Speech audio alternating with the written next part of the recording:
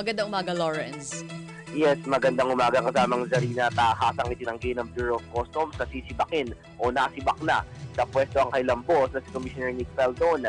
Sa pahayag ng BOC na itinadala sa inyong bayan patrol, pawang mga haka-haka lamang ang nasabing balita na naglalayo na malitin ang mga nagawang mabuti ni Feldon sa nasabing ahensya ng gobyerno, partikular na ang anti-corruption campaign nito.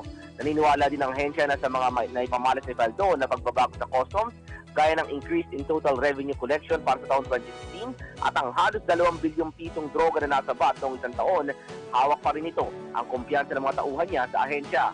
Ayon sa Customs Media Bureau, isang unverified text ang kumalat matapos ang mga ginawang reforma ni Feldon kung saan isang Victorino na dikit umano sa palasyo ang sinasabing papalit sa dating kapitan ng Philippine Marine. Dahil dito ay nagpasaklolo na sa NBI ang customs kasabay ng panawagan sa publiko na huwag makinig sa mga hindi verifikadong impormasyon. Mula dito sa lungsod ng Maynila, ito si Lorenz Tanhoco para sa Radyo Vision, ang media ng bayan. Maraming salamat, Lawrence Tanhoco.